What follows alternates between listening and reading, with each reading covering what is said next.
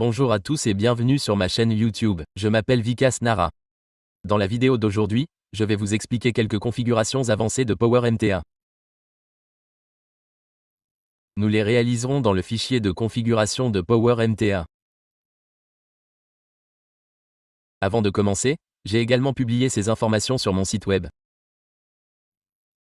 Tout le code et les détails abordés ici sont inclus dans cet article. Vous trouverez un lien dans la description ci-dessous.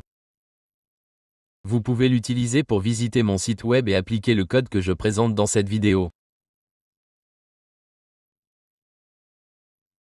Si vous avez regardé ma série complète sur PowerMTA, y compris la rotation IP et d'autres sujets comme l'installation de DKIM avec la messagerie et SPF, n'hésitez pas à les consulter et à vous abonner à ma chaîne. Commençons par la configuration avancée de PowerMTA. Tout d'abord, vous devez accéder au fichier de configuration de PowerMTA. Ce fichier se trouve dans le dossier, etc. Ouvrez-le. Apportez ensuite les modifications souhaitées dans le fichier de configuration de PowerMTA. Après ces modifications, redémarrez PowerMTA. Ouvrez votre terminal. Utilisez la ligne de commande pour redémarrer PowerMTA. Il existe deux façons de le redémarrer, une seule commande ou le redémarrage du service. Utilisez cette commande. Si PowerMTA ne redémarre pas, vous pouvez utiliser la commande petdebug. Une erreur s'affichera expliquant la raison du non-redémarrage. Vous pourrez ensuite corriger cette erreur et redémarrer le serveur. OK.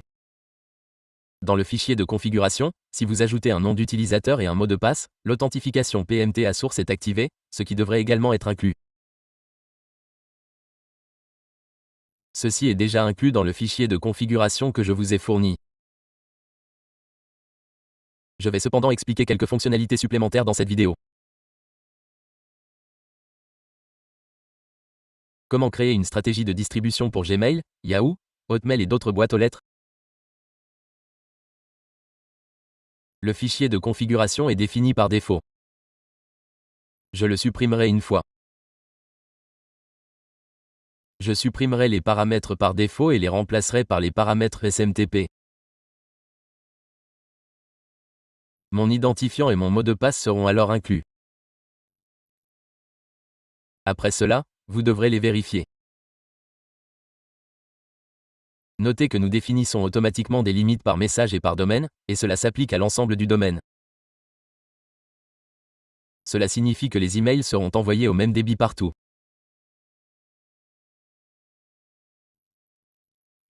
Si vous souhaitez définir une limite spécifique pour Gmail, AOL ou Yahoo, vous pouvez l'ajouter de cette manière.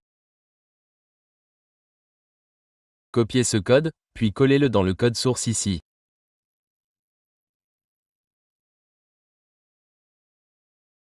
Par exemple, si vous souhaitez définir un maximum de 280e mail pour Gmail uniquement, vous pouvez ajouter la limite souhaitée ici.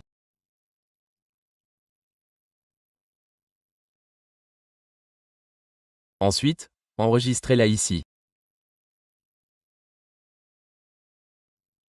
Une fois les modifications enregistrées, exécutez la commande de redémarrage de PowerMTA. PowerMTA redémarrera ensuite.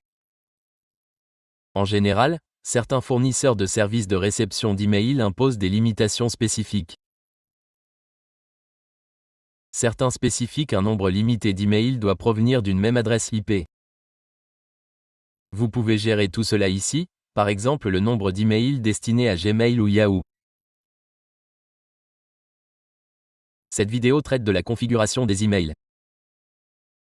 Si vous n'êtes pas encore abonné à ma chaîne YouTube, abonnez-vous. De nombreuses vidéos de ce type seront bientôt disponibles.